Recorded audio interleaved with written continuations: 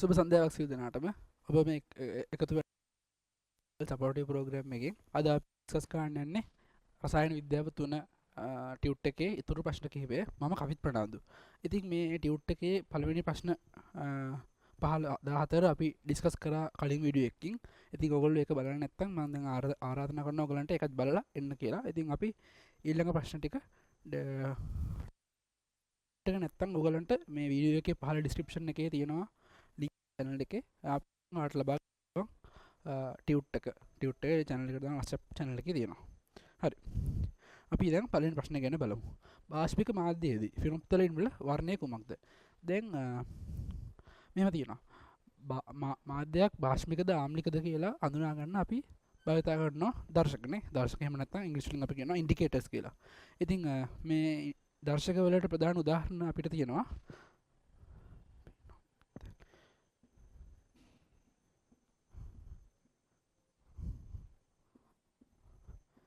පිනොප්තලින් තියෙනවා.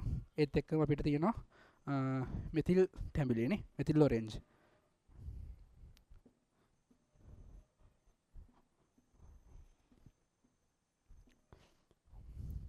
ඉතින් මේ වගේ තව තියෙනවා බ්‍රෝමොතයිමෝල් බ්ලූ, මෙතිල් රෙඩ්, ඒ වගේ තව ගොඩක් දර්ශක තියෙනවා. හැබැයි O level වල මම දැන් ඔයගලන්ට භාවිතා වෙන්නේ මේ දෙක තමයි විශේෂයෙන්ම. හැබැයි අපි දැන් එතකොට මේ දර්ශක බාෂ්පික ආම්ලික මාධ්‍ය වල දෙන වර්ණය වෙනස් නේ. අපි පිනොප්තලින් ගැන පොඩ්ඩක් බලමු. පිනොප්තලින් බාෂ්මික මාධ්‍යයේදී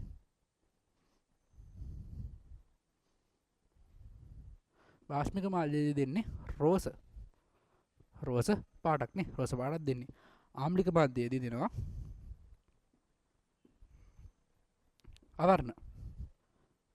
අවර්ණ. කිසිම වර්ණයේ වෙනසක් වෙන්නේ නැහැ මිශ්‍රණේ. ඒ කියන්නේ මොකද්ද? අපි යම්කිසි ද්‍රාවණයකට පිනොප්තලින් දාලා ඒ ද්‍රාවණය රෝස පාට වුණොත් ඒ කියන්නේ ඒ ද්‍රාවණය බාෂ්මික. අපි ඒකට පිනොප්තලින් දාලා අවර්ණය නම් ඒ කියන්නේ කිසිම වර්ණ වෙනසක් නැත්නම් ඒ කියන්නේ මේ මාධ්‍ය ආම්ලිකයි. මේකට උත්තරේ 2 රෝස පාට. හරි. 16 වෙනි ප්‍රශ්නේ. රබර් කිරි මිදවීම සඳහා භාවිත කරන අම්ලය කුමක්ද? ඉතින් මේක තියරි පොයින්ට් එකක්. මම ඔයාලට චුට්ටක් කියලා දෙන්නම්. රබර් වල කොහමද තියෙන්නේ? දැන් රබර් එකක් ගත්තොත් අපි රබර් ගත්තොත් තියෙන නැචරල් රබර් මෙහෙමයි තියෙන්නේ. මැද අපිට තියෙනවා රබර්. අපි හොයා රබර් කිරි ගහෙන් කපලා ගන්න මිශ්‍රණය මෙහෙම තමයි තියෙන්නේ. මැද තියෙනවා රබර්. ඊට වටෙන්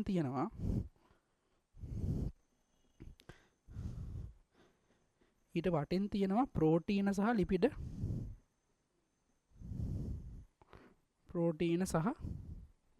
ලිපිඩ ආවරණයක්. හරිද?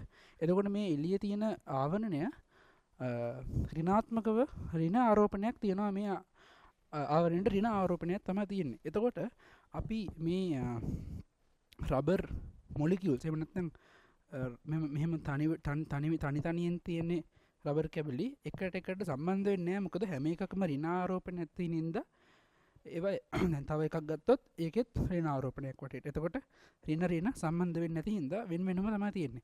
ඒත් මේ ටික සම්බන්ධ කරලා අපි ඒකට කියන මුදව ගන්න අපි මේකට දානවා අම්ලයක්. එතකොට මොකද වෙන්නේ? අම්ලයක් කියන්නේ H+ නේ. එතකොට H+ දාන මේ ඍණත් එක්ක එකතු වෙලා මේක නියුට්‍රල් charge. එහෙම නැත්නම් charge එකක් නැති වෙනවා මේක. එතකොට මේ ඔක්කොම එක මිශ්‍රණයක් විදිහට අපිට ගන්න පුළුවන්. එතකොට මේ අම්ලයට අපි භාවිතා කරන්නේ ප්‍රබල අම්ල භාවිතා කරන්නේ. ඒකට හේතුව ප්‍රබල අම්ල ගොඩක් සැරයි. හින්දා මේ රබර් විනාශ වෙන්න පුළුවන්. අපි දුබල අම්ලයක් තමයි භාවිතා කරන්නේ.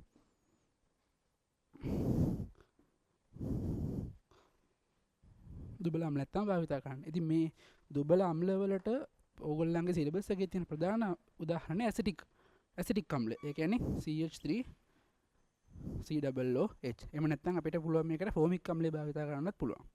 ෆෝමික් අම්ලය කියන්නේ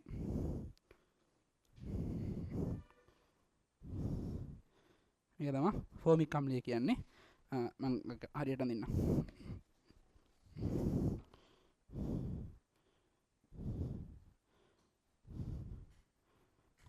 මේක තමයි ෆෝමික් අම්ලය කියන්නේ. ෆෝමික් අම්ලයටත් වඩා අපි භාවිත කරන්නේ ඇසිටික් අම්ල. එහෙනම් පිළිතුර 3. පහත සඳහන් කුමන කරණය ප්‍රතික්‍රියාවක් වේද? දැන් උදාසීනකරණය ප්‍රතික්‍රියාවක් කියන්නේ මොකක්ද කියලා චුට්ටක් බලමු.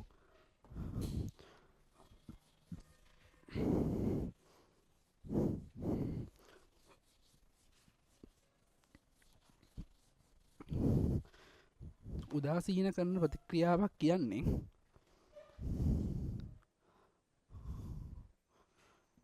අම්ලයක් භෂ්මයක් එක්ක එකතු වෙලා අම්ලයක් භෂ්මයක් එක්ක එකතු වෙලා ලුණු නැත්තම් ලුණු කියන්නේ සෝඩියම් ක්ලොරයිඩ් නෙවෙයි ඕනි ලුණු జాතියක් හදලා සෝල්ට් එකක් හදලා වතුර හදනවා ජලය. මේකට අපි උදාහරණයක් ගමු. සෝඩියම් හයිඩ්‍රොක්සයිඩ් HCl එක ප්‍රතික්‍රියා කරලා අපිට හදනවා සෝඩියම් ක්ලෝරයිඩ්ුයි ජලයයි. සෝරි මම මේක වෙනස් කරන්න. අම්ලයේදී එතකොට hydrogen chloride plus sodium hydroxide කියලා ගමු අපි. එතකොට හයිඩ්‍රජන් ක්ලෝරයිඩ් තමයි අම්ලේ, සෝඩියම් හයිඩ්‍රොක්සයිඩ් තමයි භෂ්මේ. සෝඩියම් ක්ලෝරයිඩ් කියන්නේ ලුණු ජලය. H2O කියන්නේ ජලය. ඉතින් අපි බලමු. එහෙනම් අපිට පළවෙනිම තියෙන්නේ මොකද්ද? කැල්සියම් ඔක්සයිඩ් සහ ජලය උදාසීනයිනේ. ජලය අම්ලයක්වත් භෂ්මයක්වත් නෙමෙයි. එතකොට පළවෙනි ප්‍රකාශය ගන්න බෑ අපිට. දෙවෙනි ප්‍රකාශනේ තියෙන්නේ මොනවද? අයන් සල්ෆේට්ුයි සෝඩියම් හයිඩ්‍රොක්සයිඩ්. ඉතින් අයන් සල්ෆේට් කියන්නේ තවත් ලුණු වගේ જાතියක්. එතකොට ඒක අම්ලයක්වත් භෂ්මයක්වත් නෙමෙයි. ඔන්න මම ලියපු උදාහරණේ තියෙනවා ප්‍රශ්නේනේ. තුන්වෙනි උත්තරේ සෝඩියම් හයිඩ්‍රොක්සයිඩ් සහ HCl ප්‍රතික්‍රියා කරලා සෝඩියම් ක්ලොරයිඩ් වතුර හදන එක. ඉතින් ඒක තමයි අපි පිළිතුරනේ. උදාසීනකරණ ප්‍රතික්‍රියාවක් කියන්නේ මෙන්න මේ වගේ එකක්. එතකොට මේක මතක තියාගත්තාම ඕනේ උත්තරයක් අපිට ගන්න ලේසි. හරි. අපි දැන් 18 වෙනි ප්‍රශ්නයට. එක්තරා සහසංයෝජ සංයෝගයක් ජලය තුල පූර්ණ ලෙස අයනීකරණයට ලක් වේ. මෙම සංයෝගය පහත කුමක් විය හැකිද? දැන් සහසංයෝජ සංයෝගයක් කියන්නේ මොනවාද? සහසංයෝජ සංයෝගයක් කියන්නේ Cl වගේ. දැන් කොපර් සල්ෆේට් ගත්තාම කොපර් සල්ෆේට් සහසංයෝජක නෙමෙයිනේ. ඒක අයනික සංයෝගයක් නේ. ඒ කියන්නේ copper 2+ උයි SO4 2- කියන දෙක එකතු වෙලා අයනික සංයෝගයක් විදිහට තමයි කොපර් සල්ෆේට් තියෙන්නේ. හැබැයි HCl ගත්තාම HCl කියන්නේ ඒක සහසංයෝජ බන්ධනයකින් තියෙන සංයෝගයක් නේ. එතකොට මේකට හොඳම පිළිතුර වන්නේ HCl. දැන් සෝඩියම් හයිඩ්‍රොක්සයිඩ් උත් මේ වගේ අයනික සංයෝගයක්. බයිකාබ් H2CO3 ඒකත් අයනික සංයෝගයක්. එතකොට අපිට කෙලින්ම අහන්නේ සහසංයෝජී හින්දා අනිත් පිළිතුරු ඔක්කොම අයින් කරන්න පුළුවන්. පිළිතුර වන්නේ 2. හරි. 19 වෙනි ප්‍රශ්නේ. සමාන සාන්ද්‍රණ වලින් යුත් පහළ සඳහන් ජලීය ද්‍රාවණය සලකන්න. ඒවායේ pH අගයේ වැඩිවීමේ අනුපිළිවෙල නිර්දිව දක්වා ඇති වර්ණය තෝරන්න. දැන් අපිට තියෙන පිළිතුරු ටිකක් පොඩ්ඩක් තියෙන සාන්ද්‍රණ ටිකක් පොඩ්ඩක් බලමු. ඒවල සාන්ද්‍රණ සමානයිලු. අපි බලමු මොනවද අපිට තියෙන්නේ කියලා. අපිට තියෙනවා සෝඩියම් හයිඩ්‍රොක්සයිඩ්. ඊට පස්සේ අපිට තියෙනවා ඇමෝනියම් හයිඩ්‍රොක්සයිඩ්.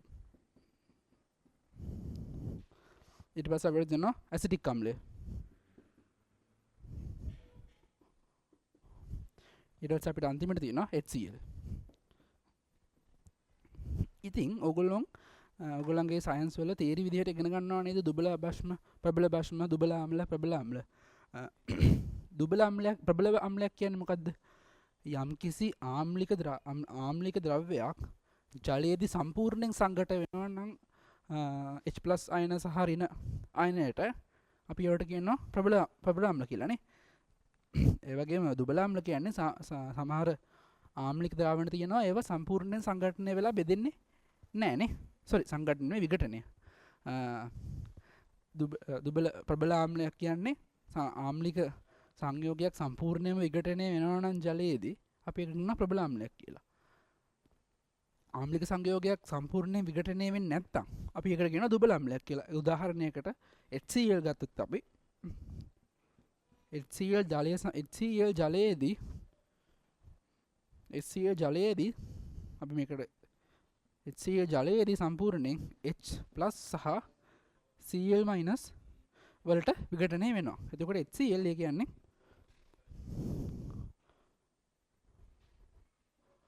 ප්‍රබල අම්ලයක්. එතකොට CH3COOH එහෙම නෑ. හැබැයිනේ ඇසිටික් අම්ලය කියන්නේ දුබල අම්ලයක්. ඇසිටික් අම්ලය කියන්නේ දුබල අම්ලයක්. ඇසිටික් අම්ලයට සම්පූර්ණයෙන් විඝටනය වෙන්න බෑ ජලයේදී. එතකොට ඒක අපිට දෙන්නේ මේ ඊතලෙන් පෙන්නුම් කරන්නේ සම්පූර්ණයෙන් විඝටනය නොවේ කියලා. H+ සහ මයිනස් විදිහට තමයි විඝටනය වෙන්නේ. හැබැයි මේ එක පැත්තකට තියෙන ඊතලෙන් පෙන්වනවා සම්පූර්ණයෙන් විඝටනය වෙනවා කියලා. මේ දෙපැත්තටම තියෙන ඊතලෙන් පෙන්වන්නේ සම්පූර්ණයෙන් විඝටනය වෙන්නේ නැහැ කියලා. එතකොට ඒ කියන්නේ ඇසිඩික් අම්ලය කියන්නේ දුබල අම්ලයක්. හරි. එතකොට අපි බලමු අනිත් දෙක. එතකොට අපිට මේ තියෙන්නේ භස්ම දෙකක් නේ. ඇමෝනියම් හයිඩ්‍රොක්සයිඩුයි සෝඩියම් හයිඩ්‍රොක්සයිඩුයි. එතකොට සෝඩියම් හයිඩ්‍රොක්සයිඩ් ජලීය ද්‍රාවණයකදී සම්පූර්ණයෙන් විඝටනය වෙනවා. ඉතින් ජලයට OH- ලබා දෙන්න පුළුවන්.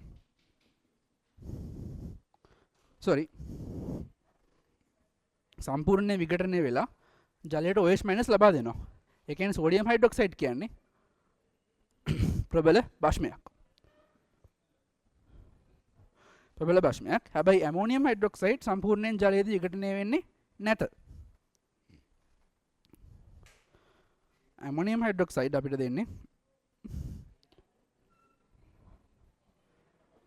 OH- සම්පූර්ණයෙන් දෙන්නේ කොටසක් විතරයි දෙන්නේ. එතකොට අපි කියනවා ඇමෝනියම් හයිඩ්‍රොක්සයිඩ් කියන්නේ දුබල භස්මයක්. එතකොට යම්කිසි ද්‍රාවණයක් ආම්ලික වෙන්නේ මාධ්‍යයට H+ දෙනවා නම් යම්කිසි ද්‍රාවණයක් බාෂ්මික වෙන්නේ මාධ්‍යයට OH- දෙනවා නම් එතකොට pH අගය අඩු වෙන්නේ අම්ලවලනේ. අපි දන්නවා pH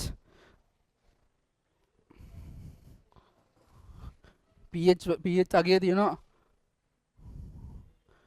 pH අගය අපිට තියෙනවා 1 ඉඳන් 14 වෙනකන් නේ.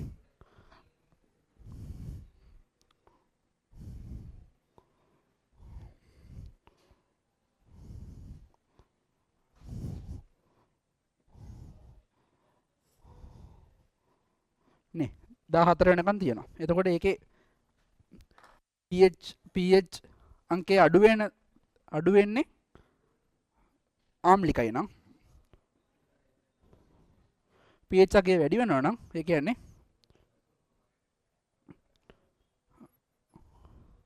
බාෂ්මිකයි නේද? එතකොට එතකොට මේකේ ප්‍රශ්නේ අහන්නේ මොකද්ද?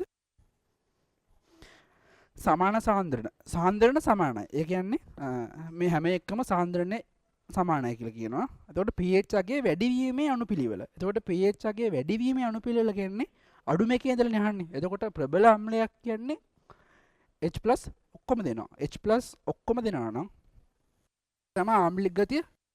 එතකොට ඒකේ pH අගය අඩුයි. අඩුම pH අගය තියෙන්නේ ඒකේ. එතකොට H+ තමයි අපිට ඉස්සෙල්ලාම එන්නේ. ඊට පස්සේ ඇසිඩික් අම්ලය එනවා. මොකද ඇසිඩික් අම්ලයක් හැබැයි ඒක සම්පූර්ණයෙන් විඝටනය නොවන හින්දා ඒකේ pH අගය ඊට වඩා පොඩ්ඩක් ඒකේ ආම්ලික බව අඩු හින්දා pH අගය වැඩි. pH අගය වෙන 3 4 හරිය තමයි සාමාන්‍යයෙන් තියෙන්නේ.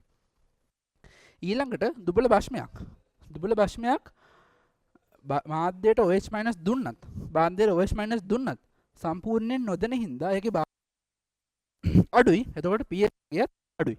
එතකොට pH අගය තියෙන්නේ මේ 9 10 හරිය. එතකොට සෝඩියම් හයිඩ්‍රොක්සයිඩ් ප්‍රබල භස්මයක්. මාධ්‍යයට OH- ගුණාංගය හොඳටම වැඩි හින්දා pH අගය හොඳටම වැඩි. ඉතින් අපි දන්නවා සාමාන්‍යයෙන් 7 කියන්නේ උදාසීන. 4ට අඩු කියන්නේ ආම්ලික, 4ට වැඩි කියන්නේ බාෂ්මික. එතකොට මේකේ පිළිතුරක් බලමු. පිළිතුර ගන්න මොකද්ද? DCBA. ඒ කියන්නේ උත්පිළිතුර අංක 2. හරි. ඊළඟ ප්‍රශ්නයට යන්න අපි. ජලය හයිඩ්‍රොක්ලෝරික් අම්ල ද්‍රාවණයක අන්තර්ගත සියලුම ප්‍රභේද නිවැරදිව දක්වා ඇති වර්ණය වන්නේ. මොකක්ද අහන්නේ? ජලය සහ හයිඩ්‍රොක්ලෝරික් අම්ලය මිශ්‍ර වෙලා තියෙන ද්‍රාවණයක තියෙන්න පුළුවන් සියලුම දේවල්.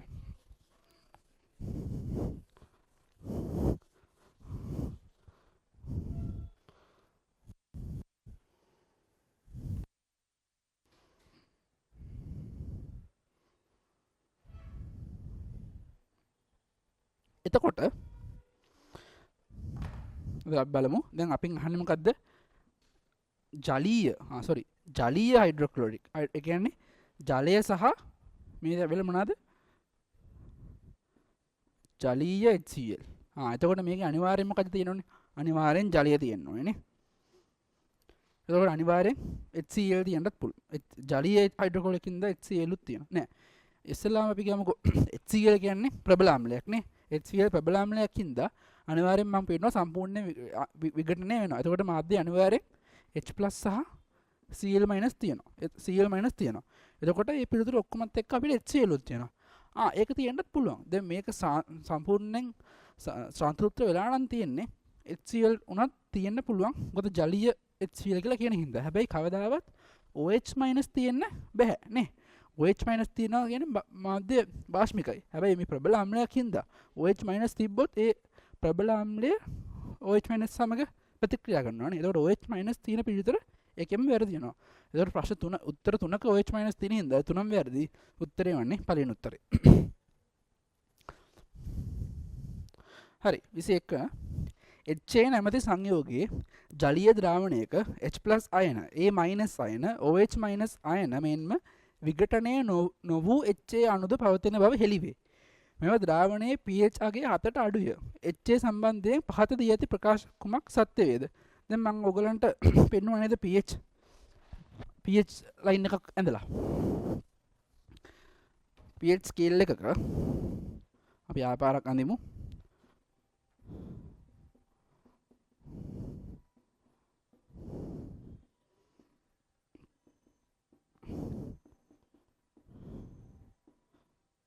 නේ මේ 7 කියන්නේ මොකද්ද?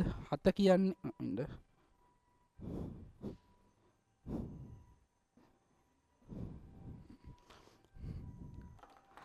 7 කියන්නේ මොකද්ද?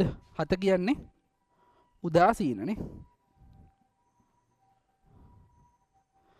එතකොට 7ට අඩුයි නම් අනිවාර්යෙන් ඒක ආම්ලිකයි. 7ට වැඩි නම් අනිවාර්යෙන්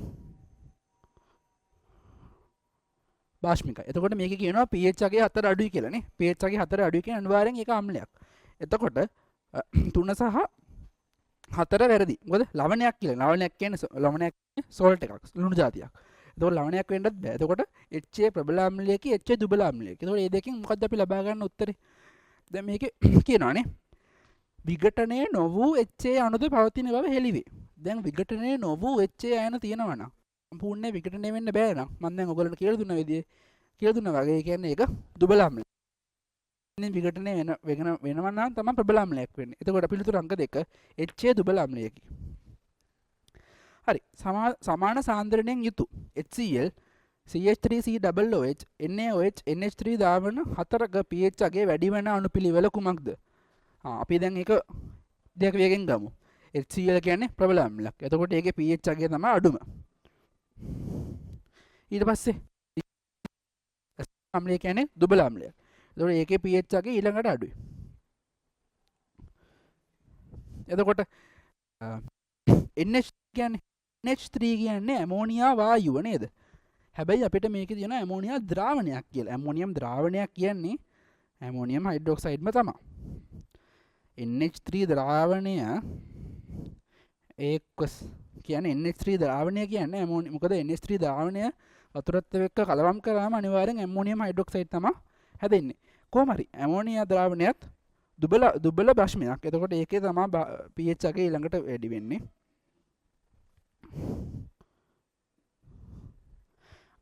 අන්තිමට සෝඩියම් හයිඩ්‍රොක්සයිඩ් කියන්නේ ප්‍රබල බෂ්මයක්. එතකොට ඒක තමයි pH අගය වැඩිම.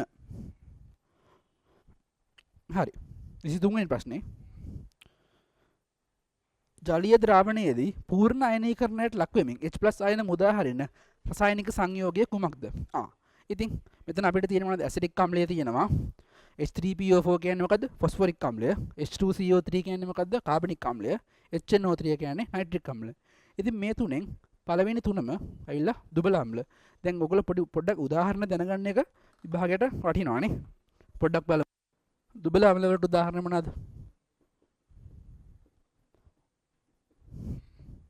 ඇසිඩික් අම්ලය, ෆොස්ෆොරික් අම්ලය, තමනද කාබනික අම්ලය. දැන් මේවා දුබල අම්ල. ප්‍රබල අම්ල. ප්‍රබල අම්ල වලට උදාහරණ නයිට්‍රික් අම්ලය, HCl, සල්ෆියුරික් අම්ලය. ඔන්න ඕවා ප්‍රබල අම්ල. දුබල භාෂ්ම. දුබල භාෂ්ම ඕගොල්ලන්ගේ සිලබස් එකේ ඕගොල්ලන්ට තියෙන්නේ ඇමෝනියම් හයිඩ්‍රොක්සයිඩ්. එහෙමත් නැත්නම් ඇමෝනියා ද්‍රාවණය කියන එක. තමයි ඕගොල්ලන්ගේ සිලබස් එකේ තියෙන්නේ. හැබැයි ඒ ලෙවල් ඕගොල්ලෝ තව හොඳට ඉගෙන ගන්නවා දුබල භාෂ්ම. හරින. ප්‍රබල භාෂ්ම. ප්‍රබල භාෂ්ම වලට සෝඩියම් හයිඩ්‍රොක්සයිඩ්, පොටෑසියම් හයිඩ්‍රොක්සයිඩ්. ඔන්න ඕවා තව එකක් තියෙනවා. බේරියම් හයිඩ්‍රොක්සයිඩ් කියලා එකකුත් තියෙනවා. ඔන්න ඕවා භාෂ්ම වලට උදාහරණ. එතකොට මේ පිළිතුරේ මේකේ පළවෙනි තුනම ඇවිල්ලා මම පෙන්නනවා දුබල අම්ල. එතකොට පිළිතුර වෙන්නේ නයිට්‍රික් අම්ල. ප්‍රබල අම්ලයක් හින්දා. හරි. 24 වෙනි ප්‍රශ්නේ. එක්තරා ද්‍රාවණයකට මෙතිල් ඔරේන්ජ් බිඳු කිහිපයක් එක් කළ විට එම ද්‍රාවණය රතු පැහැයට හැරුණි. එම ද්‍රාවණයේ pH අගය වඩාත් pH අගය වීමට වඩාත් ඉඩ ඇත්තේ මින් කුමකටද? ඉතින් මෙතිල් ඔරේන්ජ් ද්‍රාවණයක් මෙතිල් ඔරේන්ජ් යම්කිසි ද්‍රාවණයකට දැම්මහම එම ද්‍රාවණ රතු පැහැයට හැරෙනවා නම් ඒ කියන්නේ ද්‍රාවණය ආම්ලිකයි. එතකොට දෙක කියන්නේ මම ඔයගලන්ට පෙන්නවා ආම්ලික පැත්තේ. 7 කියන්නේ උදාසීන, 12 14 කියන්නේ භාෂ්මික. එතකොට භාෂ්මික වෙන විදියක් නැහැ. එහෙනම් පිළිතුර වන්නේ 2. හරි. එහෙනම් අපි මෙතනින් නවත්තනවා අපේ ඩිස්කෂන් එක. ඔයගොල්ලෝ අපිත් එක්ක දිගටම එකතු වෙලා ඉන්න. අපි තව දුරටත් දිගට වීඩියෝස් එවනවා ඔයගලන්ට බලා ගන්න. එහෙනම් ඔබ සැමටම ජය.